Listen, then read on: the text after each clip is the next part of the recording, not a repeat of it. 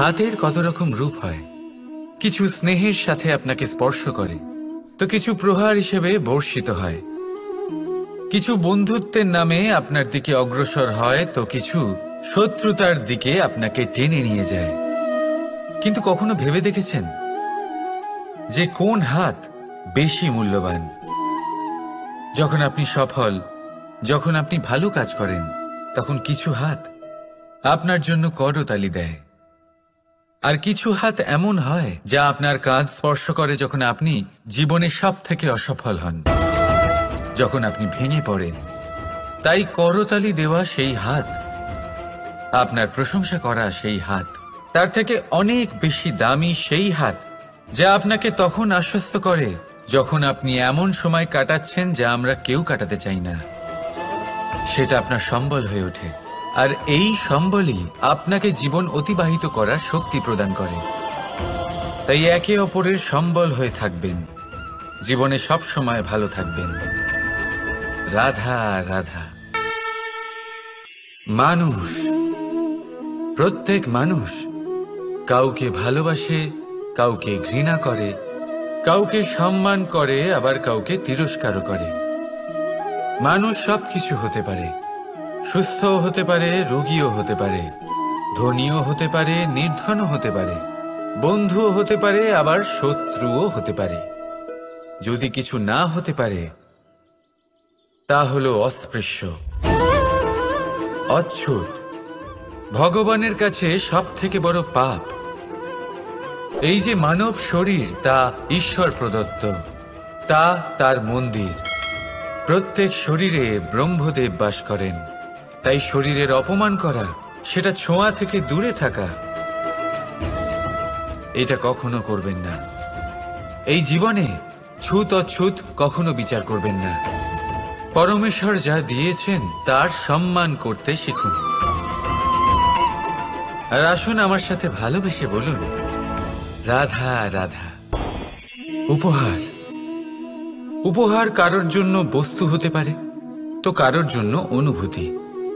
কিন্তু এই উপহার সকলের ভালো লাগে। এবার যদি জিজ্ঞেস করা হয় যে উপহার কিরকম হওয়া উচিত, তাহলে কেউ বলবে যে উপহার এমন হওয়া উচিত যার সাথে আমরা সোনার উপর তুলনা করতে পারি। কেউ বলবে এমন উপহার হওয়া উচিত যা পেলে কারোর মন খুশি হয়ে ওঠে, সে আনন্দ উপভোগ করে। ব্যক্তি উপহার যা দিচ্ছে তা নির্ভর করছে তার আর্থিক অবস্থার উপরে। কিন্তু উপহার যাই হোক না কেন, তাতে একটা অনুভূতির অভাব কখনোই থাকা উচিত নয়। আর সেই অনুভূতি হলো ভালোবাসার অনুভূতি। তাই মনে রাখবেন, ভালোবাসার থেকে বড় উপহার আর কিছুই নেই।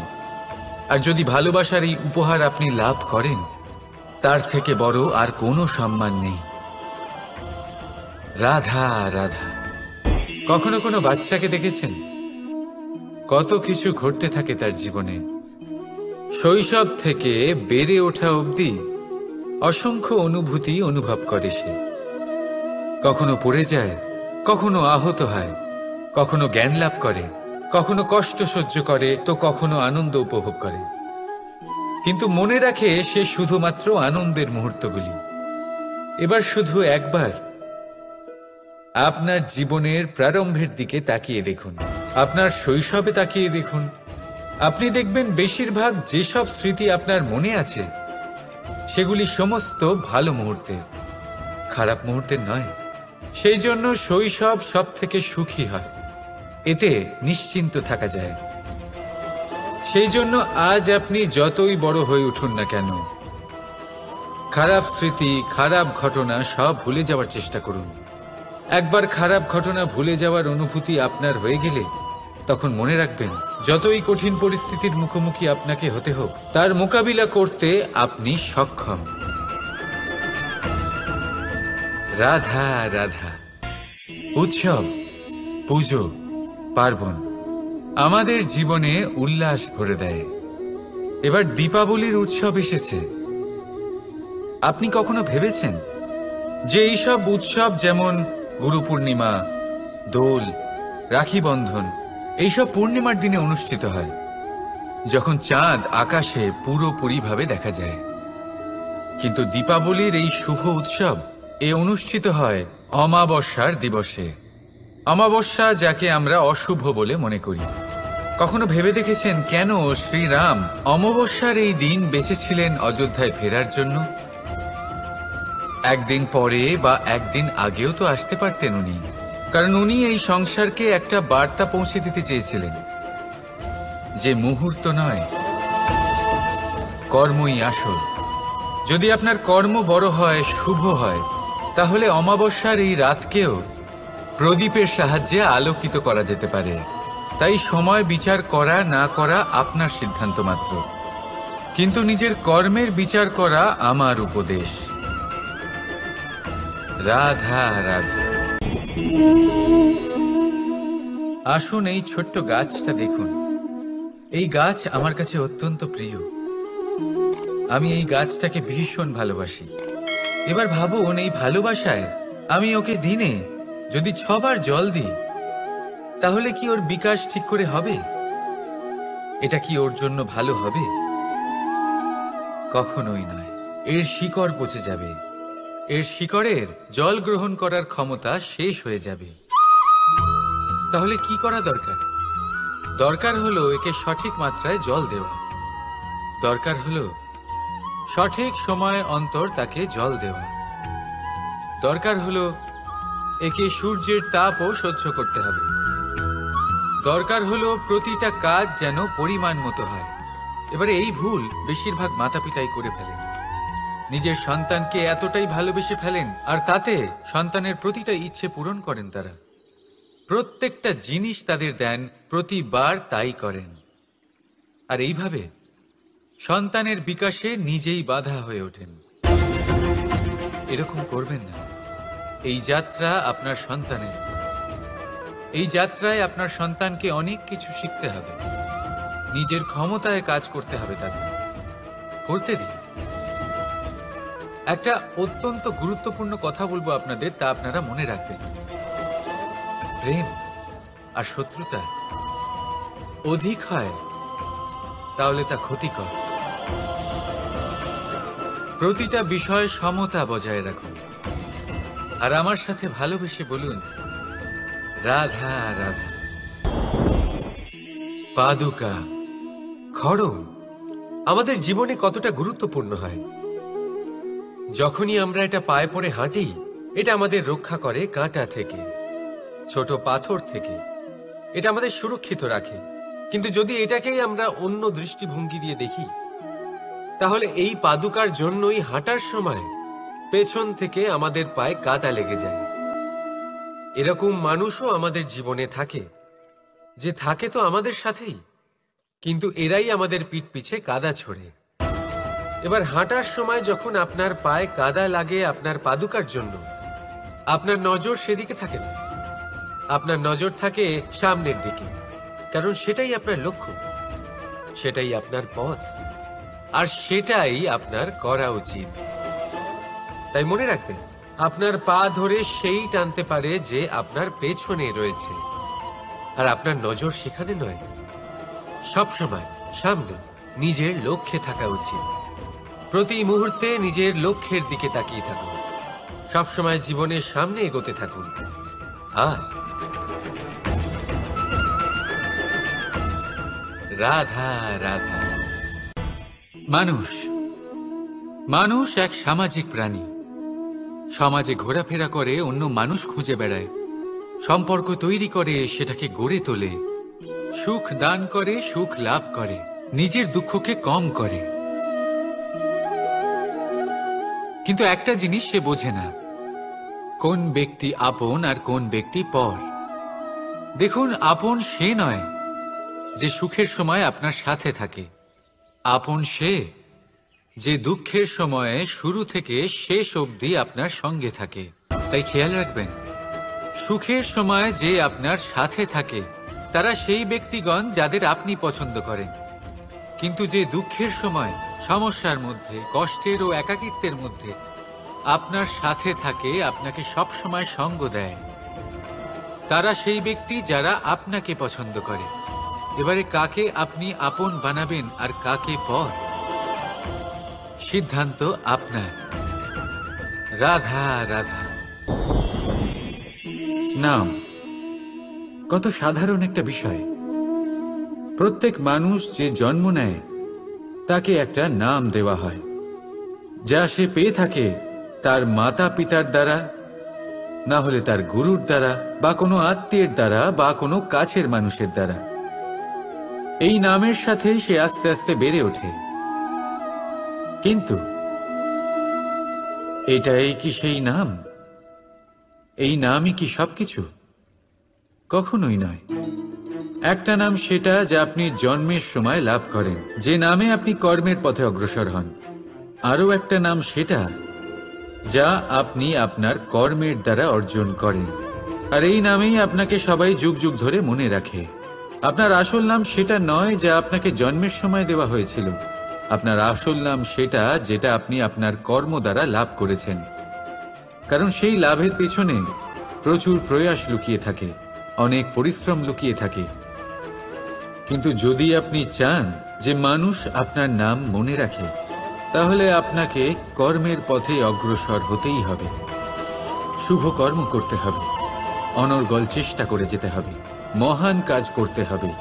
আর বিশ্বাস করুন, আপনি একটা মহান নামের ফল অবশ্যই লাভ করবেন।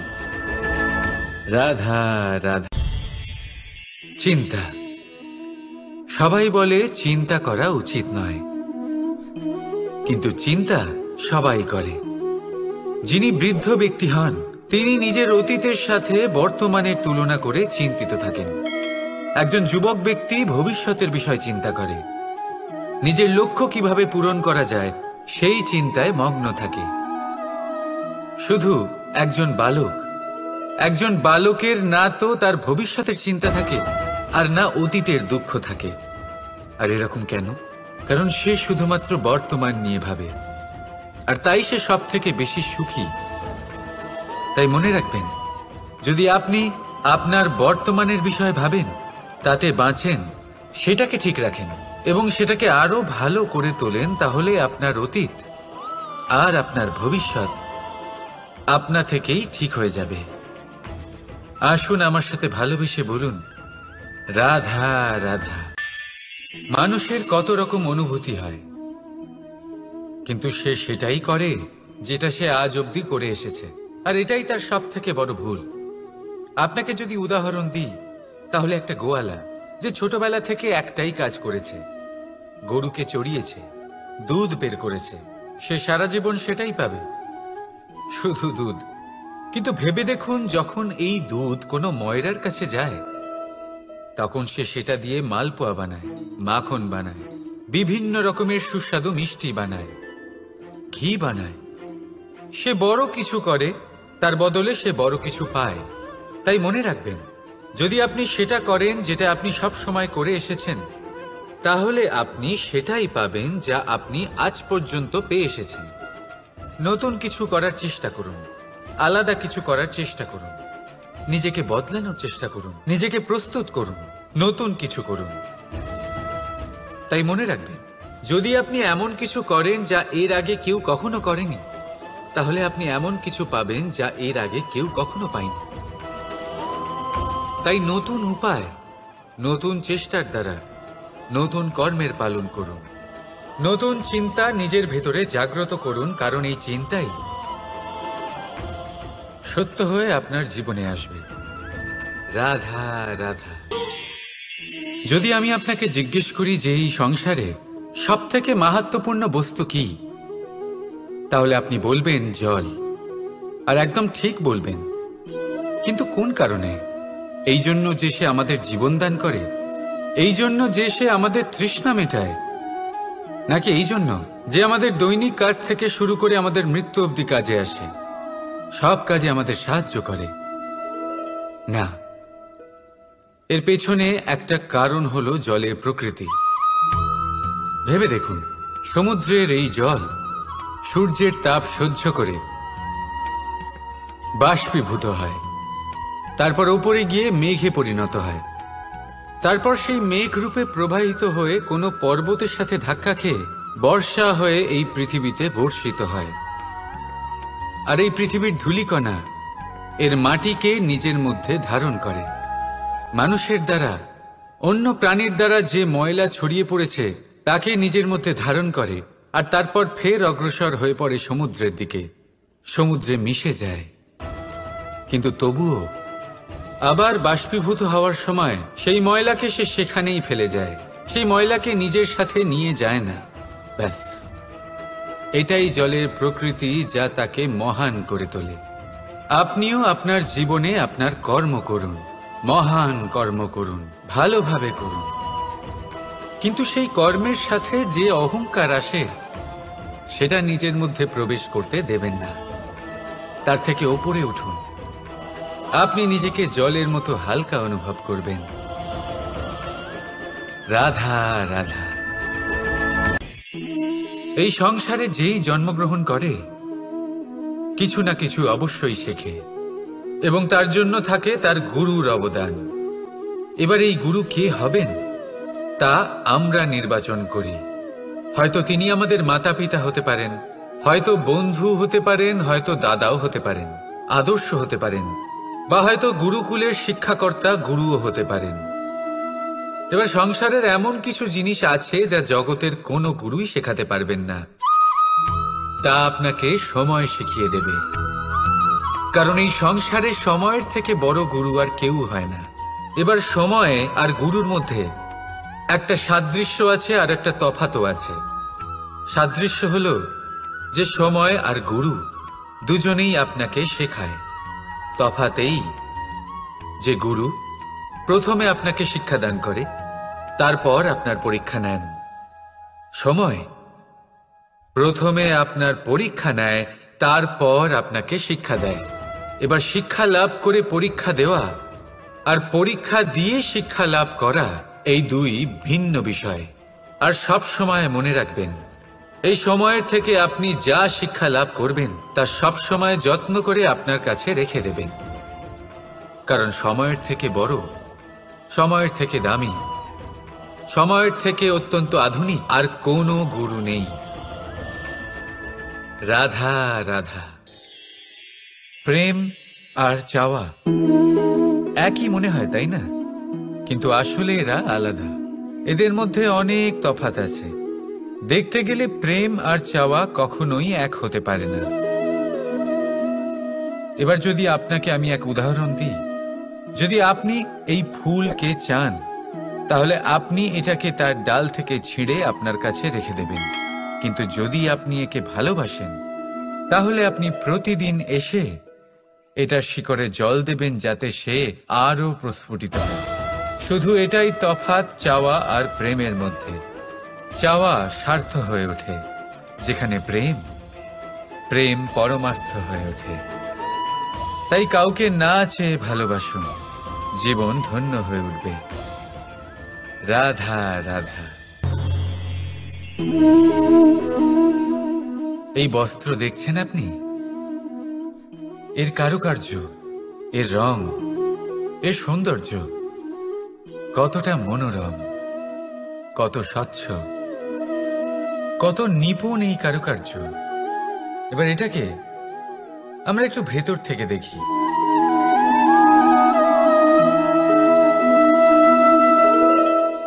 আপনি কি সেটাই দেখতে পাচ্ছেন যা আমি দেখতে পাচ্ছি?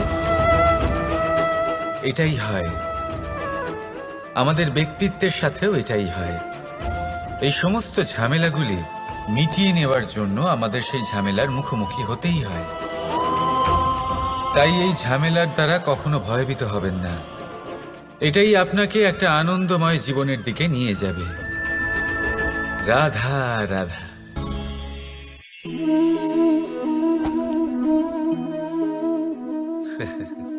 আপনি কি কখনো কোনো গাছের গায়ে পাথর ছুঁড়ে মেরেছেন? আজ না হোক, ছোটবেলায় কখনো না কখনো নিশ্চয়ই ছুঁড়েছেন। এখনো বাচ্চারা সেটাই করে থাকে। কিন্তু আপনি কি কখনো ভেবে দেখেছেন যে কেন সেই গাছের ওপরই পাথর ছুঁড়ে মারা হয় যাতে ফল থাকে? কোনো সাধারণ বা ফলবিহীন গাছের ওপর এত পাথর কেন ছোড়া হয় না? কারণ খুবই সহজ। আমরা ফল খেতে চাই, আর সেটা পারার জন্য আমরা পাথর ছুঁড়ে সেগুলিকে প্রাপ্ত করার চেষ্টা করি। আর অন্যদিকে সেই গাছ এই পাথরের রূপে বিরোধিতা সহ্য করে, তবুও সেখানেই দাঁড়িয়ে থাকে যেখানে তার অবস্থান। সেই ফল আমাদের দিতে থাকে যা সর্বদা আমাদের দিয়ে এসেছে, আর সেই জন্যই সে আমাদের কাছে মূল্যবান। তাই মনে রাখবেন, আপনার জীবনেও এরকম অনেক মানুষ আসবেন বা হয়তো এখনই আছে যারা আপনার বিরোধিতা করেন, যারা আপনার জীবনে সংকট ডেকে আনেন, আপনাকে দোষারোপ করেন, কিন্তু আপনার নজর সেদিকে থাকা উচিত নয়। তাই একটা গুরুত্বপূর্ণ সত্য সবসময় মনে রাখবেন, সেই গাছের ওপরেই পাথর এসে পড়ে যে ফল ধারণ করে, যে মূল্যবান হয়। রাধা রাধা।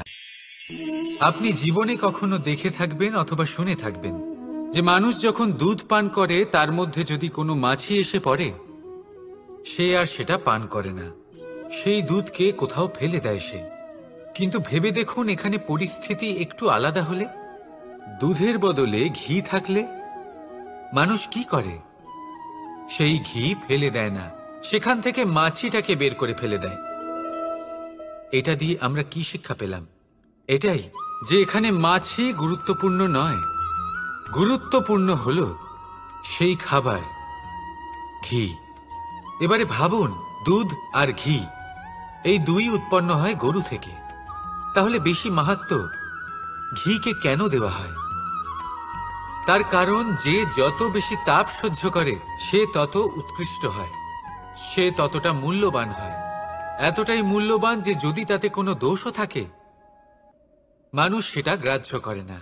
তাই মনে রাখবেন, এই পুষ্টি অপুষ্টি এ শুধুই নামমাত্র, কিন্তু পরিশ্রম করা, সংঘর্ষ করা, তাপ সহ্য করা,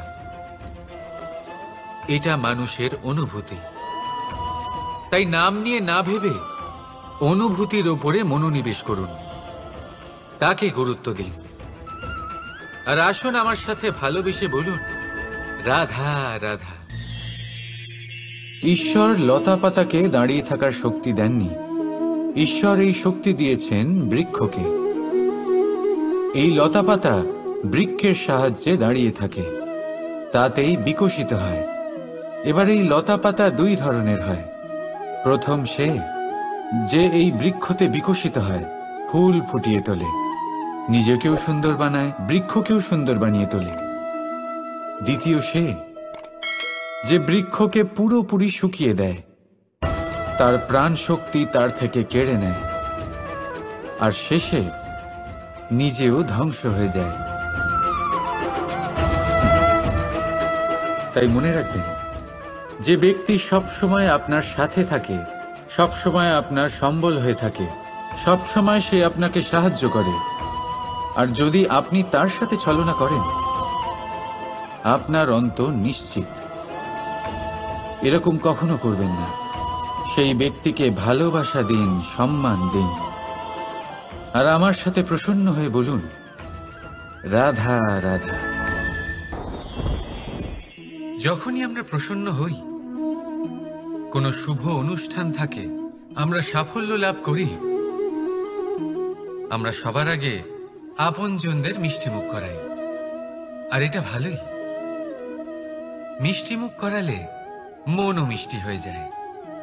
কিন্তু এই মিষ্টতা শুধুমাত্র মিষ্টির মধ্যে থাকে না, কারণ এই স্বাদ নয়, এই এক অনুভূতি। জিহ্বার স্বাদ গলায় গেলেই শেষ হয়ে যায়, সেখানে অনুভূতির স্বাদ সারা জীবন মনে থেকে যায়। তাই আপনি যখনই আপনজনদের মিষ্টিমুখ করাবেন, শুধু সেই মিষ্টি দিয়ে কেন, যা কিছুক্ষণের জন্যই থাকে, সেই অনুভূতির দ্বারা, সেই মিষ্টি কথার দ্বারা, সেই মিষ্টি ব্যবহারের দ্বারা সবাইকে খুশি করুন। মানুষ সারা জীবন মনে রাখবে, না থাকবে কোনো তিক্ততা, আর না থাকবে কোনো শত্রুতা। দেখবেন, এইভাবেই আপনি আরো একটা সুযোগ পেয়ে যাবেন মিষ্টি মুখ করার। রাধা রাধা। আপনি এটা দেখতে পাচ্ছেন? আপনি নিশ্চয়ই ভাবছেন এটা জট কি করে বাঁধলো। তার কারণ এই হলো, আমি এই সুতো ঠিক করে গুছিয়ে রাখতে পারিনি। এটার দুটো দিক একসাথে জড়িয়ে গেছে, আস্তে আস্তে পুরোটা জড়িয়ে গেল, আর তারপর দেখুন এমন একটা জট পেকে আছে যে আমি কিছুতেই বুঝতে পারছি না এটাকে খুলবো কিভাবে। তাই মনে রাখবেন, যদি কোনো লম্বা সুতোকে ঠিক করে গুছিয়ে না রাখেন তাহলে সেটা জড়িয়ে যাবে। এইভাবেই আমাদের জীবনে আমাদের জিহ্বা, আমাদের কথা, যদি এই জিহ্বা আপনারা সামলে না রাখতে পারেন তাহলে শুধুমাত্র কষ্ট পাবেন। তাই নিজের শব্দ এর ওপরে নিয়ন্ত্রণ রাখুন, সর্বদাই ভালো হবে। আর আসুন আমার সাথে ভালোবেসে বলুন, রাধা রাধা। সমুদ্র মন্থন, আমরা সবাই জানি এ কিভাবে হয়েছিল। এই মন্থন থেকে কি কি পাওয়া গেছিল? অসংখ্য রত্ন পাওয়া গেছিল, বিষ পাওয়া গেছিল, অমৃত পাওয়া গেছিল। ঠিক সেইভাবেই আমাদের ভেতরেও একটা বিশাল সমুদ্র রয়েছে, যাকে আমরা নাম দিয়েছি মন। যদি এই মনের মন্থন করা হয় তাহলে এই মন থেকে বিষও বেরোতে পারে আর অমৃতও বেরোতে পারে। তাই মনে রাখবেন, আপনার যে এই জিহ্বা রয়েছে তা বিষও নির্গত করতে পারে, আবার অমৃত, খারাপ কিছুও করতে পারে, যদিও আপনার মনস্কামনা খারাপ নাও হয়। তাই সবসময় যখন আপনার মুখ থেকে শব্দ উচ্চারণ করবেন, এই মনের মন্থন করে তা করুন। আর আমার সাথে ভালোবেসে বলুন, রাধা রাধা। এই ডাল দেখুন, এই সুন্দর পুষ্প দেখুন। এই ডালের সৌন্দর্য হলো এই পুষ্প,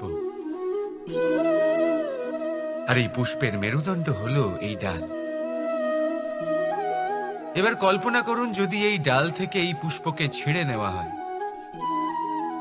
তাহলে আপনি যাই করুন না কেন পুনরায় জোড়া লাগাতে পারবেন না।